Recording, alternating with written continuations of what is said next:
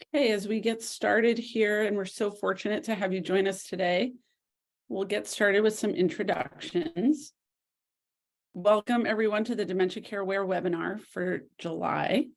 We are so privileged to have this wonderful topic, implementing a brain plan, evidence and strategies. I just want to say personally, I find this to be incredibly important information around how we can support people's brain health as we detect or screen for cognitive impairment. And really privileged to have myself as moderator and our speaker today, Dr. Ian Neel from the University of California at San Diego. If you want to go to the next slide, please. Dr. Neel is a geriatrician. He's also the medical director of the Geriatric Medicine Consult Service at Senior Behavioral Health at the University of California, San Diego. I'll be moderating today. Dr. Neel is going to do the bulk of the presentation, and then I'll be coming back on towards the end to answer your questions. Throughout, I will also be checking our chat and our Q&A, so feel free to put your questions in there as we go along, but we should have ample time at the end for additional questions. Just to introduce myself a little more, I do primary care and internal medicine and a lot of geriatrics consult work as well. And I'm an associate professor at the UCSF Department of Medicine and the executive director of Dementia Care Aware. Next slide, please. Neither of us have any financial disclosures to make today. Next slide. And as usual, we start off just reminding you of all the things Dementia Care Aware has to offer. We have, as you see today, a lot of educational offerings. So if you go to our website, dementiacareaware.org, you'll see our education. We have online modules, and we have webinars every month, sometimes twice a month. And all of our offerings, including the webinars, the online trainings, we now have live cognitive health assessment trainings and podcasts. Everything offers continuing education credits. And for those who participate, we also have maintenance of certification credits that go to your board. We also have interactive case conferences you can sign up for. These are live case conferences where you learn about how to do dementia screening and care. And there's information on how to sign up at our website. If you are a practice manager or someone who's a champion for dementia screening and care in your clinic, we have amazing support services, coaches to help you figure out how to transform your primary care practice and implement and incorporate dementia screening and care. That's through our practice change support services and led by and offered by UCLA Alzheimer's Association. And then finally, we have a Monday through Friday, 9 to 5 clinical consultation line for anyone doing dementia care or looking to implement dementia care. And the numbers there, we'll come back to it at the end.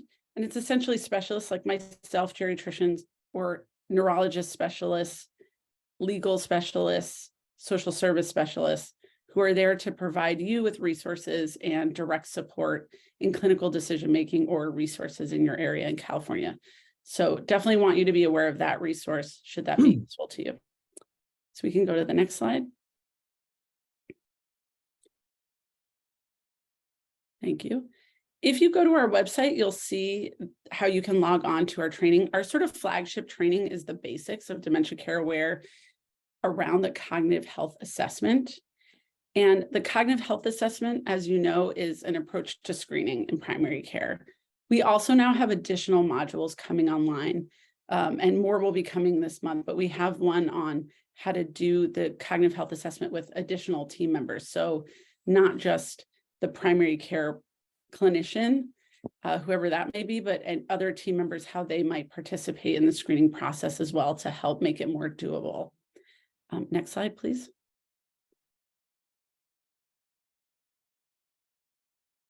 And really briefly, we always love to just remind everybody what the cognitive health assessment is as a screening approach. It is meant to be a screening for older adults, 65 and older annually, to detect early signs of dementia. So if you have a patient panel and you know who has dementia and who doesn't, you would sort of select the folks who don't have dementia to receive this annual screen. And on our website, we also have information about how you can incorporate this into documentation and billing as well. But the key components are that we're getting a brief history from the patient or an informant, that we are doing screening with tools, validated tools for cognitive impairment and functional impairment. And then we're very briefly getting a sense of that person's support system. And we really want to upfront the fact that function, cognition, and the person's support system are our really key components to both diagnosis ultimately, but also care planning and all the things we do to support people who have symptoms. And then the other wonderful thing about earlier detection is we have more opportunity to implement brain health plans. So we give resources in our training, including today, on how to work with patients to support brain health. And so much of what improves cognitive symptoms and delays progression of any cognitive symptoms and functional decline is incorporated into this brain health plan. So next slide, please. We will get started with our webinar, and I'm so fortunate to pass it over to Dr. Neel, and I'm going to be in the background, as I already mentioned, here to answer your questions as Dr. Neel is talking, and looking forward to the discussion after his presentation. So thank you, Dr. Neel. I'll turn it over to you. Of course, and thank you, Dr. Chodos, and thank you for everybody that's joined today. I really look forward to being able to talk with you all today about this concept of a brain health plan. It's really, I think, the thing that has been the biggest drive for me as a dementia care provider, of the thing that we can do that has the greatest impact for our patients beyond giving pills, beyond anything, is really helping empower the patients to learn about the things they could do to potentially help slow the progression of disease or prevent disease. So these are the learning objectives that I hope that, if nothing else, you take away from today's lecture, which is to be able to describe at least 2 non-pharmacologic factors that can help delay or slow the progression of cognitive decline. In addition, to help identify the most cognitively detrimental medications to be considered when we're looking at a patient's medication list and how to help them. And lastly, to be able to formulate an actionable strategy to address a brain health plan during a clinic visit. Because it's easy to talk about all these things. The hard part is finding the time for it. And so I'll have some tips in here of how to make it a little bit easier in the day-to-day busy clinic to actually discuss this stuff. So what is a brain health plan? Really what we know is that as physicians, when we're taking care of somebody with dementia, or when somebody comes in talking about cognition, our gut instinct is automatically to go to drugs. You know, that's what we do. We prescribe things, and we frequently get caught up dealing with problems pharmacologically. But unfortunately, the pharmacologic benefits of the drugs that we have for cognitive impairment are minimal. You know, the acetylcholinesterase inhibitors, the NMDA receptor antagonist, even the monoclonal antibodies don't have significant clinical benefit for the patient, but they do have statistical benefit, hence why we give them. But while we get caught up in all this, we tend to focus less on the non-pharmacologic interventions, largely because they're less well studied, and also because, you know, it's kind of not what we feel like patients expect when they come to see their physician. Is they don't expect to be told, hey, you should exercise more. They expect to be told, take this pill and you're going to feel better. But if we can focus on these non-pharmacologic interventions, we may actually be able to help the patient in a better way. And that's what a brain health plan is all about, is coming up with a comprehensive approach to review these interventions with the patients that are the most beneficial and help empower them to try to do some of these things. An overview of the interventions that we'll be talking about today is addressing physical health concerns, reviewing medications for polypharmacy, and reducing cognitively detrimental side effects. Focusing on increasing physical activity, increasing mental activity, and increasing socialization. First up, with the physical health. We know that there's a tight connection between the mind and the body. And as we age, we often do have a risk of having increased physical health problems. And with those increased physical health problems does come a reduction in functional abilities. And we know that a reduction in function is a strong association with an increased risk of cognitive problems. So by doing what we can to make sure somebody's physical health is taken care of in the best way possible, to improve their function, we have a chance to help with reducing risk of cognitive issues. In particular, focusing on certain diseases, and especially in the cerebrovascular, cardiovascular realm, are of some of the greatest benefit, helping reduce the risk of strokes that could further impact cognition, reducing stroke risk with managing appropriately hypertension and high cholesterol. All of that can help. And the way that we think it can help is that all of these issues can wind up affecting the blood vessels of our brain. Even in dementia and Alzheimer's disease, we see plaques and tangles can deposit in the vasculature of the brain, increasing blood-brain barrier permeability. That can give increased cognitive side effects from medications that theoretically shouldn't cross the blood-brain barrier. It could also increase the risk of vascular components to dementia. In addition, some of the kind of greatest impact we could do is to make sure that we're doing everything we can to address patients' underlying vision and hearing. These are common things that can be affected as we age. And so making sure that our patients' hearing and vision is appropriate and intact has been found to help in terms of reducing cognitive impairment, because it's two of the biggest ways in which we process our world around us. And if that's impaired, processing of the world becomes impaired. And if processing of the world is impaired, it's going to be hard to concentrate, to formulate appropriate replies, etc. And by addressing that, we could potentially help improve cognition. One of my biggest areas is in terms of medication review. There is a lot that we can do for cognitive impairment from the perspective of medications. And medications are really double-edged swords. You know, with every medication comes a potential side effect, and those side effects can potentially lead to cognitive issues. And so doing what we can to reduce polypharmacy is crucial. Polypharmacy itself is a subcategory of something that we call suboptimal prescribing, and the suboptimal prescribing syndrome is truly pandemic amongst our older adult population. Contained within there is not just too many meds, but also underutilizing meds, inappropriately prescribing non-senior friendly drugs, or drugs that have significant drug-drug interactions, or falling into the prey of the prescribing cascade of adding a medication to treat the side effect of another medication, or giving the wrong dose. You know, we often find that the dose that's necessary for a drug as we age is less than when we're younger, with changes that physiologically happen with muscle mass, with renal clearance, with liver clearance, etc. A common mantra, I even was talking about this on rounds this morning, is that we take the lowest starting dose of a medication and cut that in half, and that should probably be, for most drugs, the starting dose for our older adult population. The issue that comes up when I talk to patients about polypharmacy is this. They always say, I've taken this medication for 20 years and I've never had a problem, so why should I stop it now? And my answer to them is always, our body is different now than it was 20 years ago. Physiologically, the human body is as different in terms of how it functions when we're above the age of 65 compared to when we're 45, as it is when we are an infant compared to when we're 45.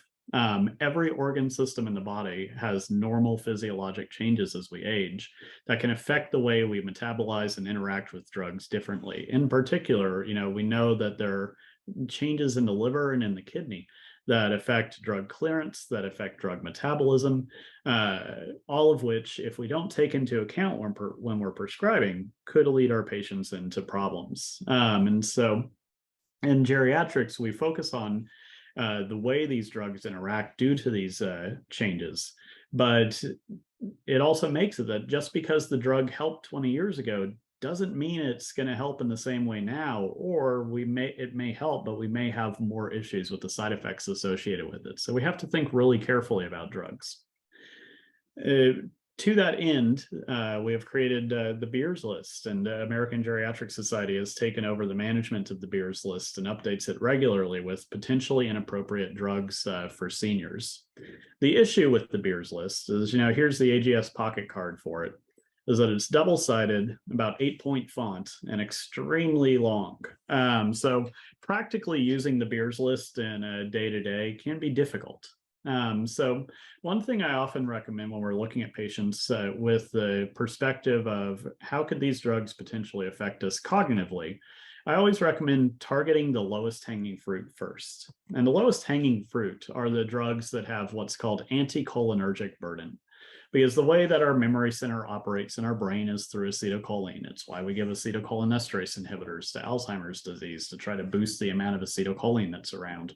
And so if we're on any drugs that block acetylcholine, that's obviously going to have an impact on the way our brain operates and functions and our memory operates and functions.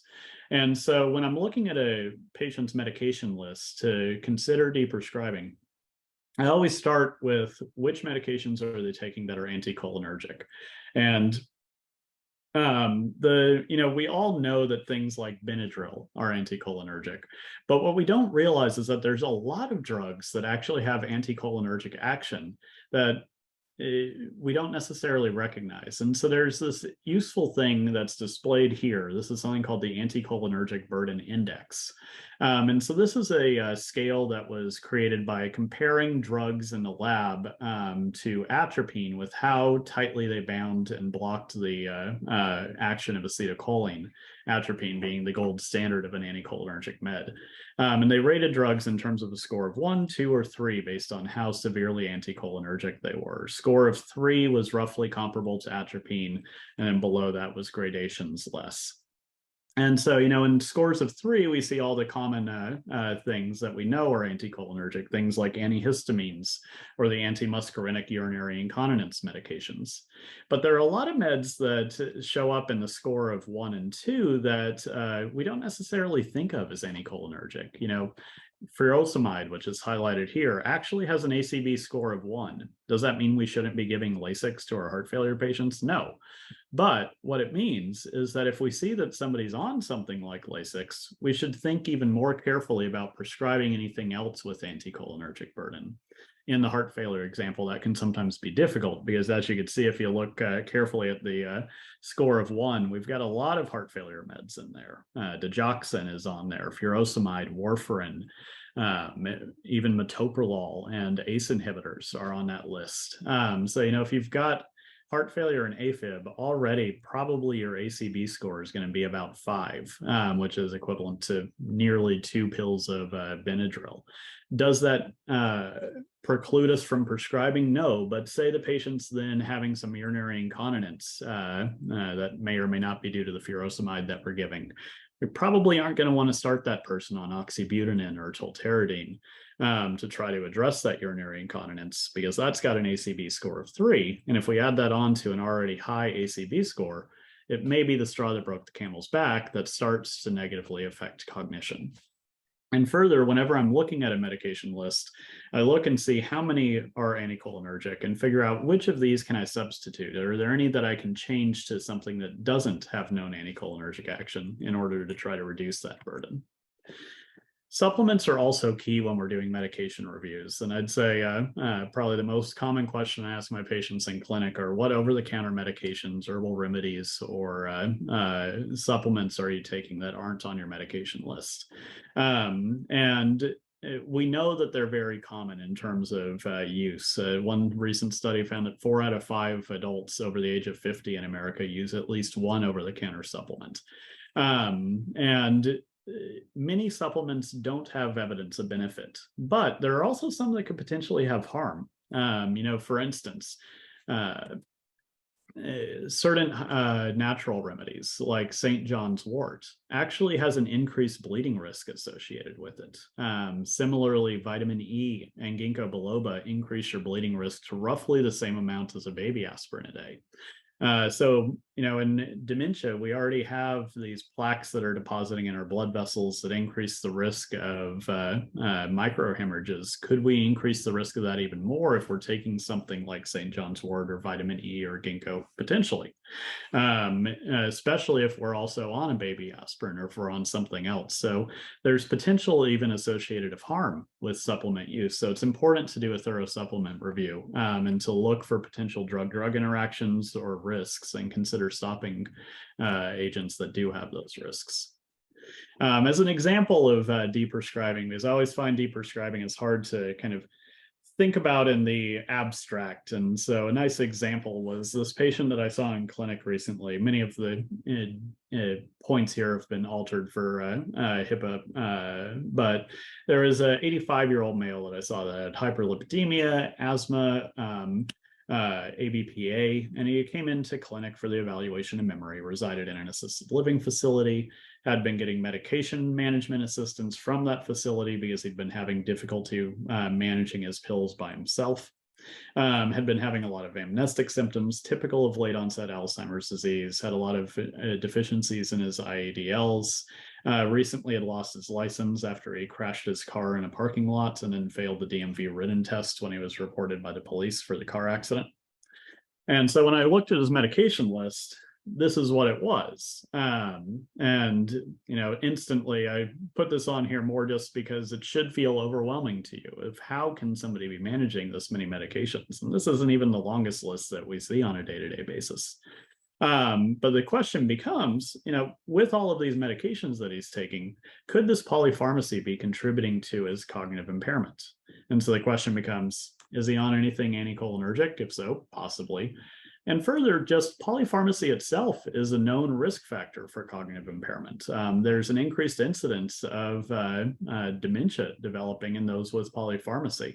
Polypharmacy itself being defined as more than 5 pills or 8 doses of a medication in a given day. And this is clearly more than that. The reason it's defined as such is that it's hard to predict how those drugs are going to interact with our system when we have so many different interactions going on. So doing what we can to consolidate and reduce and remove anticholinergics as well as non-essential medications could potentially do this patient a service in terms of his cognitive health. So these were all of the changes that I wound up recommending in clinic. He had a lot of vitamins on the list, many of which didn't have any clear benefit for him, beta carotene, vitamin C, CoQ10 that we wound up getting rid of. He had cetirizine on his list, which is mildly anticholinergic, less so than Benadryl since it's a newer second generation antihistamine, but still has an ACB score of 1. Folic acid, despite the fact that he didn't have anemia, no folate deficiency. He was on ezetimibe, but again, he was in his 80s. He was taking it for primary prevention, so I got rid of that. He was on ginkgo, also got rid of his ginkgo biloba, given there's no evidence of benefit for that in terms of cognition, but there is an increased bleeding risk. To a similar end, got rid of his vitamin E. He was on a medication called Focus Factor. There hasn't been any memory supplement that's actually been shown to have benefit. Every once in a while, we see that the FTC sues another one for making false claims of benefit, and sure enough, that had happened with Focus Factor.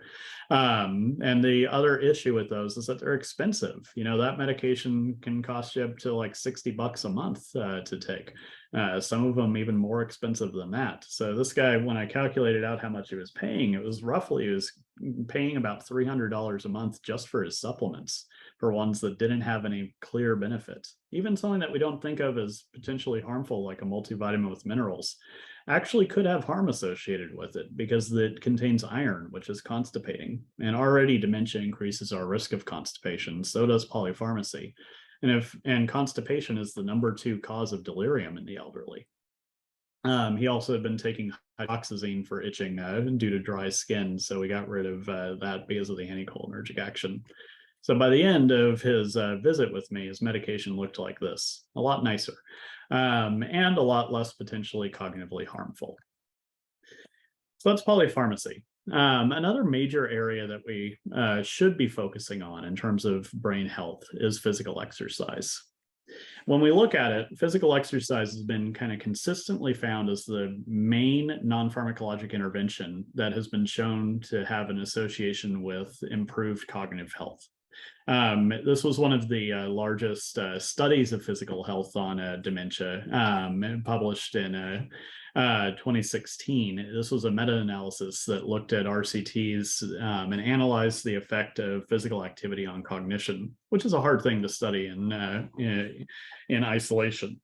But what they found is that consistently there was a trend toward benefit in several areas in terms of improvement in cognitive function, improvement in function on the Montreal Cognitive Assessment, the ADAS-COG.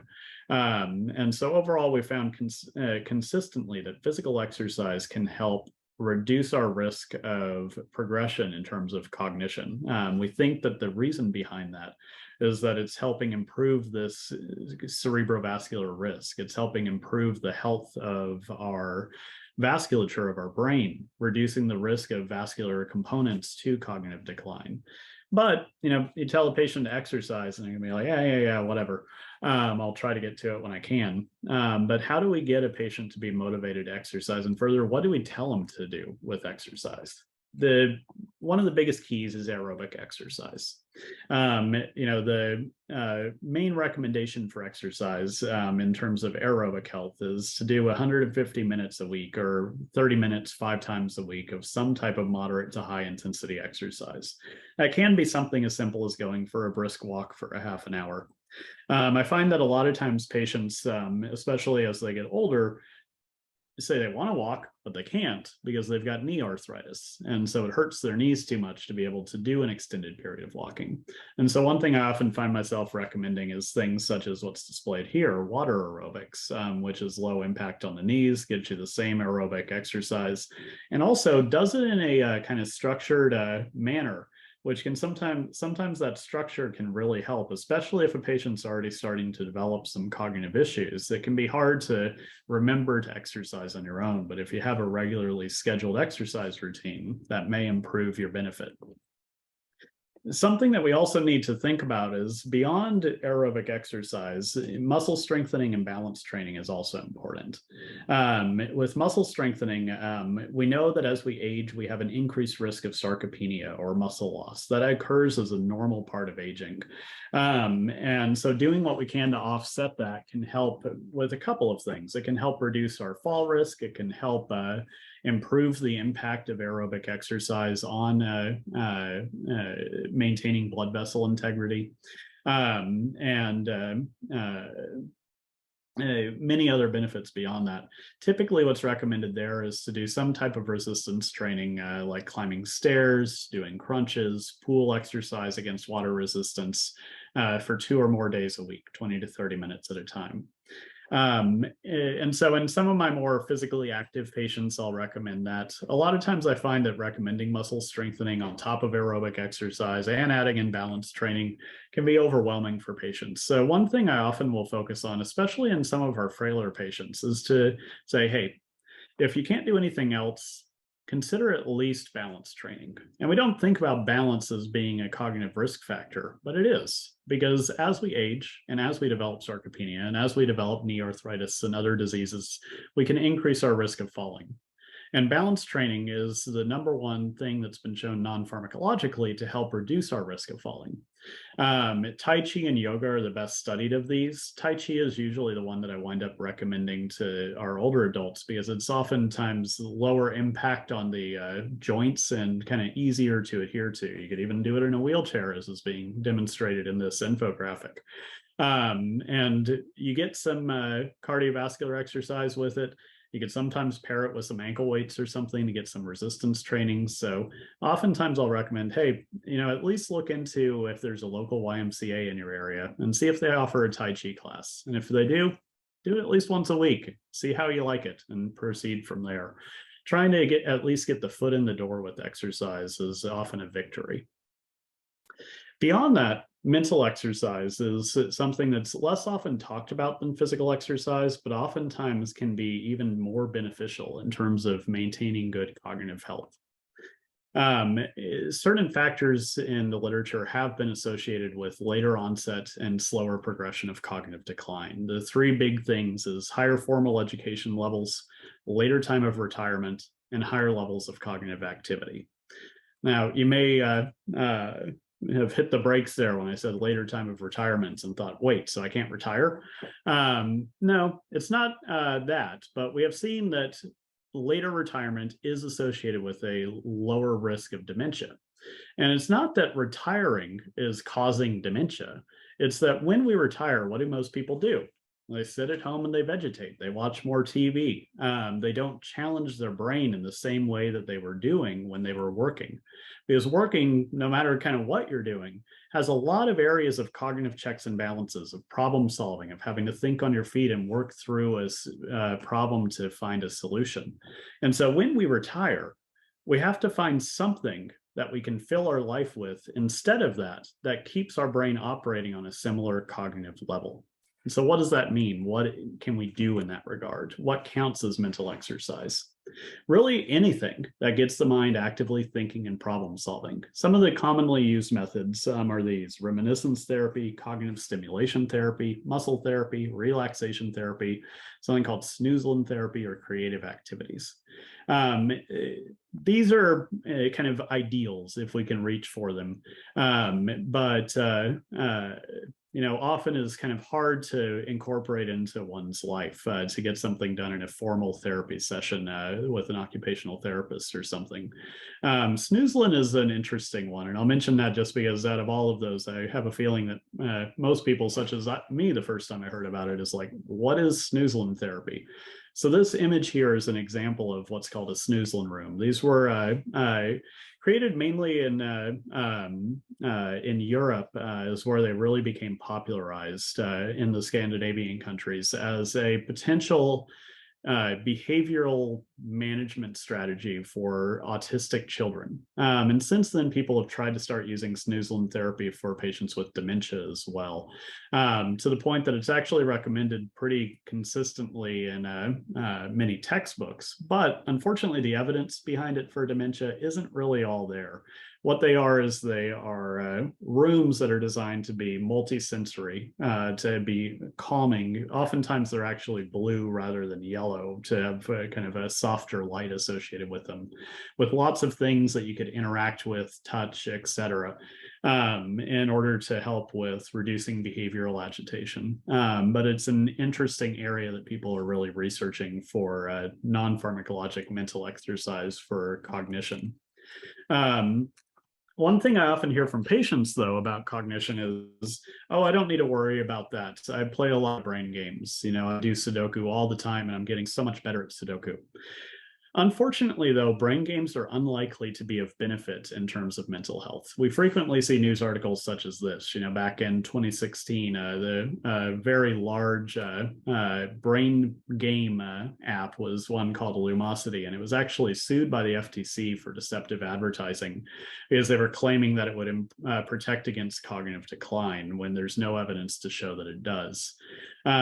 So rather than give a kind of hard and fast ruling on brain games, I'll present you with some of the evidence for and against it. The biggest study of brain games for mental health was something called the ACTIVE study. It's the largest independent study to date of formalized cognitive training. Importantly, it did exclude patients with cognitive impairment and was looking only at the cognitively intact patients to track and see how they performed in terms of cognitive health. And they randomized them to undergo memory training, reasoning training, speed of processing training, or as a control.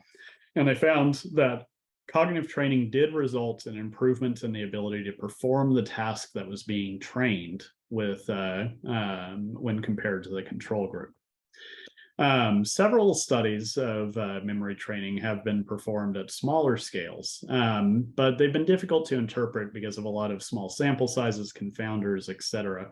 A Cochrane review in 2007 of 32 different trials showed that there were no effects attributable to cognitive training. And then a systematic review published in the BMC Geriatrics in 2011, looking at cognitive training and mild cognitive impairment, found that there was a lot of inconsistency in the studies and really couldn't make a clear statement other than that the studies did have a wide variability in outcomes, with some trending toward improved cognitive outcomes. But really what we found consistently with brain games is that if you do a brain game over and over again, like the ACTIVE study showed, you will do better at that brain game. But you likely won't think better as a result. It's kind of like a rat in a maze. If the rat does the maze over and over again, it does better at the maze. It's a learned pattern behavior. It's learned the maze. Do we then say that the rat has gained higher intelligence? Probably not. It's a bit of a stretch. And same thing with brain games, is that they're teaching learned patterned behaviors. And so usually I recommend to my patients not to pursue brain games, and especially not to invest money into brain games, because their money is probably better off spent elsewhere. But rather, if they like brain games, do them, because they can sometimes be fun, but don't put all their eggs in that basket of that's going to be the thing that's going to improve my cognition. Because really what we want to do to improve mental health is to focus more on activities that are similar to activities we would do when we're working, that are requiring us to problem solve and work through complex situations. The thing that I often tell patients for that, a bit tongue-in-cheek, but also not, is to get a hobby. Because really anything that falls into the hobby category is cognitively complex enough that it should be stimulating cognition and improving the ability for problem solving. Even something like gardening, that we don't necessarily think of as a highly cognitively rigorous activity, actually is. There's a lot of checks and balances we have to do with gardening, of, judging the depth of the soil, the degree to which we dig the hole to put the plant in to help with the root size, analyzing the plant's leaves, etc. Another nice example is music. This documentary that I'm displaying here, called Alive Inside, is one that I constantly recommend to patients to consider watching. It does, as all documentaries do, kind of sensationalize things a lot, but it really highlighted something important, which is that music can have a really big impact on our memory. And what this documentary was, is it was looking at patients with very advanced Alzheimer's disease, and took some patients that were having significant issues with expressing themselves, of engaging in conversation with others. And there was one in particular patient that really stood out, who in his past had been a performer. And so the neurologist that was involved found recordings the guy had done in his past, played them to him. And when they came on, he literally came alive. He's like, I remember when I made this, and was able to engage in conversation about the performance, was able to dance, was able to sing the music, similar to how he had done when he was younger. And this is somebody who normally just kind of sits there in his wheelchair all day. You ask him, hey, how you doing? And just like talking to a brick wall. What's happened is that we know that music memory gets stored in a different part of the brain than regular memory. Music memory is stored in the deep parietal lobe, regular memory in the hippocampus. And so in Alzheimer's disease, music memory tends to get preserved throughout the lifetime of the patient, because it's an area that's relatively preserved from the neurodegeneration. And so in patients who music has kind of been an activity for them all their life, and performers, for instance, such as Tony Bennett, who just died today, he had Alzheimer's disease, but was able to perform kind of very late into his life, even with advanced disease. The reason that happened is that area was preserved. And by accessing that area, by exercising that area, what they think is that it's helping form new neural connections. This is that concept of neuroplasticity, of neurons connect to one another in the surrounding areas, and allowed them to create back doors to then be able to access areas that were otherwise shut off in their brain from neural degeneration. And so really that's what music, that's what gardening, that's what any kind of hobby is doing, is it's helping form these new connections, helping form different ways to think and interact and accommodate for issues in case part of our brain starts to get shut off. So it doesn't matter what you do, it just matters that you do something other than watch TV. Because unfortunately with television, we find that, if we do PET scans of the brain while we're watching TV, our brain activity actually shuts off when we're watching TV, to the level that similar to when we're asleep. So really we want to be doing something other than that to really kind of challenge our mind. And most importantly, if we can do that with others, all the better. This is the big thing that the pandemic has really shown us. Pre-pandemic, we didn't really have much of a waiting list in my memory clinic. I had next week availability. Now I'm up to about a 6-month waiting list to be seen. And we think that a lot of that is that really the pandemic has had a huge impact on cognition. And we've been seeing patients present earlier in life than they otherwise probably would have were it not been for the pandemic with memory problems. There's a lot of different reasons for that. And there are lots of articles looking into the impacts of COVID-19 on cognitive health. But one of the big things that we've found is that the isolation resulting from pandemic quarantine has probably contributed, because our social networks can serve as kind of an external brain for us. You know, how many times do you put your glasses down and then forget where you put them? But you got somebody to say, hey, you know, mom, you forgot your glasses. Here they are. But if you didn't have that person to say, hey, you forgot your glasses, they may be lost into the nether. You may be going to the store to buy new glasses soon because you can't find them. And so when we have a social circle that's large and engaged, it can help make up for some of our cognitive deficits, can help mask those cognitive deficits and let us operate at a more functional level for longer. And when we remove that with the quarantine, we begin to see problems kind of as they are. You can see this also with espoused couples, is that it's not uncommon to hear, you know, mom was doing fine cognitively and then dad died and suddenly it just seemed like she had really bad dementia. It's not that she just suddenly got dementia. It's probably that dad was making up for a lot of her functional and cognitive issues for a long time. And then when he died and they lost that support, suddenly we began to see just how bad things had really gotten. But had he not died, probably the patient would have continued on functioning at a higher level, but lose that social portion and you function at a lower level. And so doing what we can to improve social engagement, social activity helps. And what we can see is that, you know, if we can pair mental activity, if we can pair physical activity with social, all the better. And so, you know, what can be done for socialization?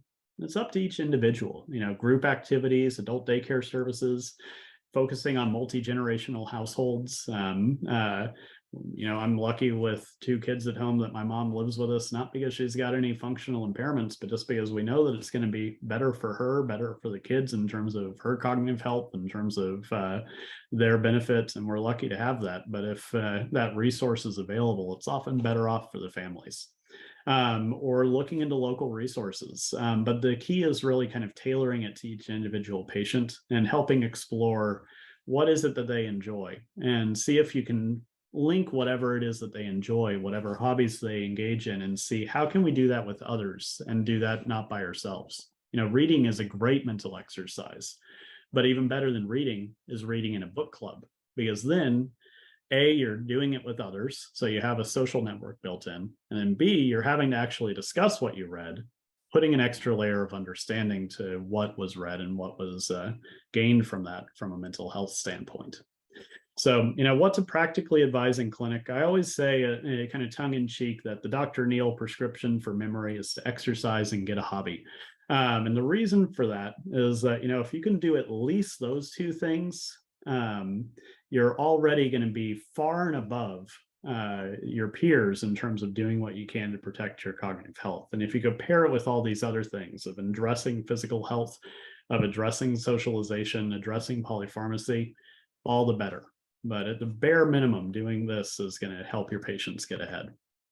So to summarize, when we're talking about a brain health plan, it's not, you know, a sheet to have filled out with the patient. You can make it a sheet, but it's really a matter of having a formalized way to think about and discuss these things with your patients, of making sure that you are encouraging exercise. Often I recommend prescribing an exercise regimen for the patient, doing a thorough review of medications, including supplements, and deprescribing wherever able, encouraging mental activity tailored to the patient's capabilities and interests.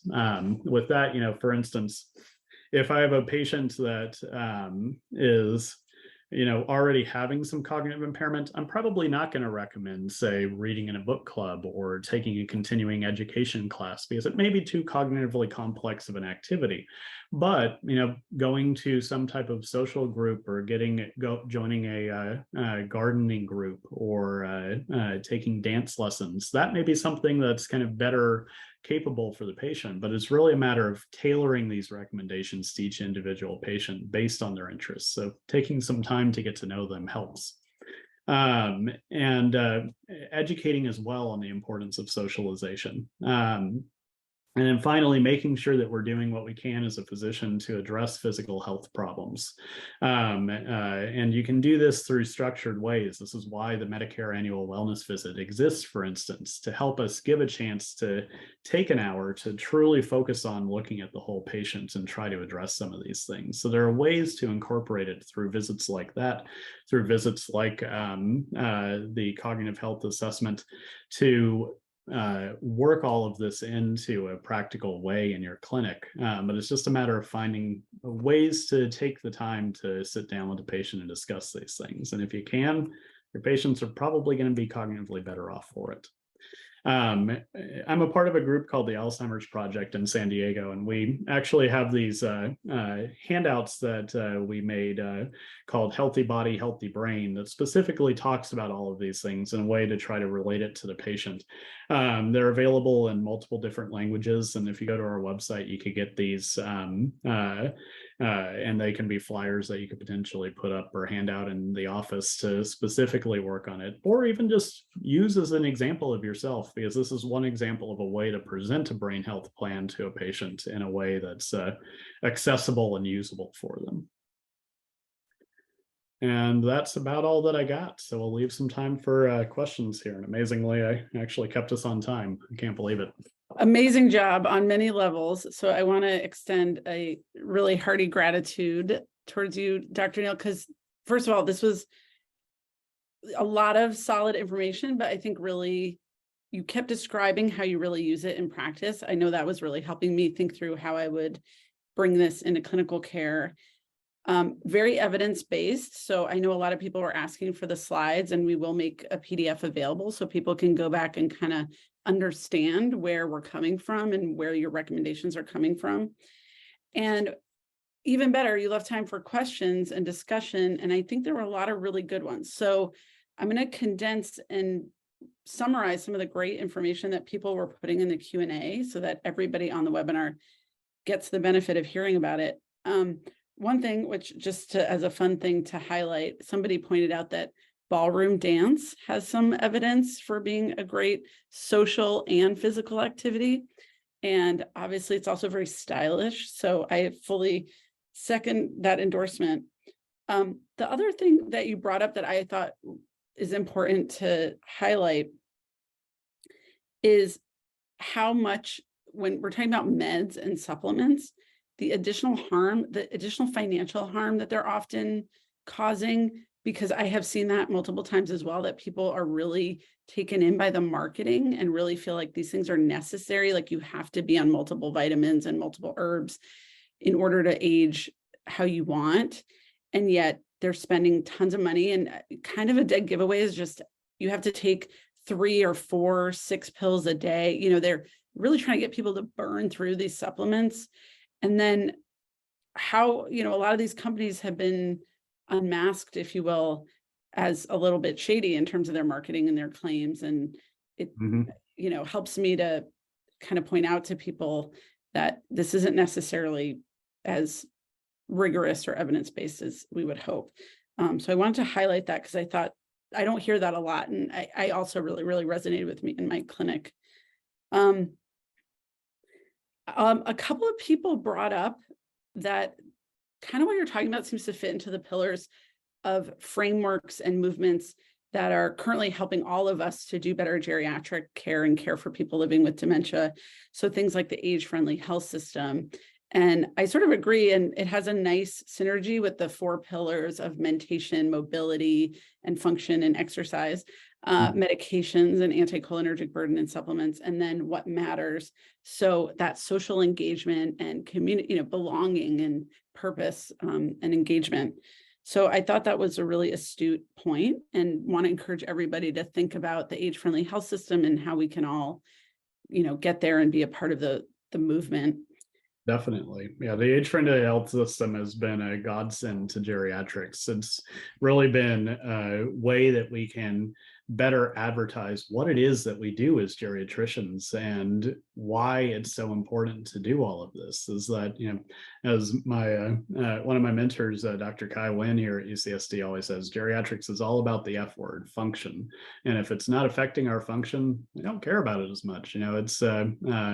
It may get us in the end, but if we can't address it in the immediacy and improve function in the immediacy, why should we bother focusing on it? And that's really what the age-friendly health system is all about: is doing what we can to improve function. And more we've realized that function and functional decline is an independent risk factor for dementia. And if we can improve functional ability, even if we're starting to get cognitively impaired, it's going to be longer for us to manifest those issues. It's going to be longer for us to need to enter into a nursing home. It's going to be longer before we start to get serious morbidity from the cognitive impairment. That's so helpful. The other thing, around improving function, doing all these things, it seems like somebody from San Diego piped in, and it sounds like you're a part of this, that there's a resource out there and an upcoming trial, it sounds like, called HALT AD. Absolutely. And I apologize, I forgot to mention that. It's been a really real blessing that I was invited to be a part of this and helped create one of the modules for it. The HALT AD trial is a trial that our ADRC at San Diego is running specifically to see if there's a way we can streamline and incorporate all of these different brain health activities that have been evidence-based and shown to help in a way that can be actionable and learnable for the patients. And so we've created a kind of 9-series module for patients to go through, with activities and stop times to do kind of homework and exercises to really focus on all these different domains. And so we're now studying it to see what impact does this actually have? Because, that is the issue that we have with non-pharmacologic interventions, is that the evidence just isn't as strong because it's harder to study. And so we are trying to study that now. So if you're in San Diego and you have a cognitively intact patient that is concerned about their cognitive health, the HALT AD trial could be something beneficial for them. Eventually, we'll also be studying it in cognitively not intact patients. But right now, they've opened up enrollment for the cognitively intact person to see what impact all of this has. That's really exciting. And glad that we got the chance to highlight that, because that could really help move the system to support these types of interventions more robustly. The other resource that somebody asked for was that last handout that you showed. So what we can do. Yeah, so we've got it's Champions for Health. Link there, championsforhealth.org/Alzheimer's, and you can find the link on there, or you can find a contact for us. If you're in San Diego, I believe we can even mail you out copies of this. So feel free to reach out to us for ways to get these handouts for your office. And I did a great job of just automatically misspelling it and putting it in the chat, but I tried to put it in there so people can click on the link. And that site has a ton of great resources. So and it has a toolkit for diagnosis and primary care as well. So definitely glad for the opportunity to show that. We had a question about the usefulness of more virtual socialization. Do we know if there's evidence on that? I don't myself, but do you have any thoughts about the relative benefits? There's not a lot of evidence behind it yet. We're going to be getting a lot more information thanks to the pandemic, because a lot of these groups did start moving towards socialization. I mean, even like the intensive outpatient program for our senior behavioral health moved virtual for a couple of years. And, to do group counseling sessions virtually was really a unique experience for the patients. But I always say, in person is better better if possible because it adds that extra layer of connection, but virtual is better than nothing. And hey, the benefit with virtual is now let's learn how the heck we use Zoom. So now we're getting some mental exercise of learning a new computer program and understanding how to use it effectively and problem solving when it stops working on us or cuts out audio, etc. So gives a whole extra area that we could potentially focus on in terms of mental activity. But anything is better than nothing in terms of socialization. I think that's kind of true for everything. I always say inactivity is the real enemy. So maybe we're not trying to do a marathon, but we do want to be more active than we have been. I want to signal to the audience, we do have this CME information up if people wanted to claim CME. And Dr. Neel, if you could, So I want to show our warm line resource so people can explore that. It's also right behind me here. But we do have the consultation line available. The other actual resource I wanted to highlight for everybody is we have live cognitive health assessment trainings. You can join anytime, and we always keep that schedule up to date on our website. And there is one right now, which was a little bit of an unfortunate scheduling, but just to be clear, that's a resource. And then we want everybody to take advantage of the CME. And I think we're just using the link today, unfortunately, not a QR code today. But one last question, Dr. Neel.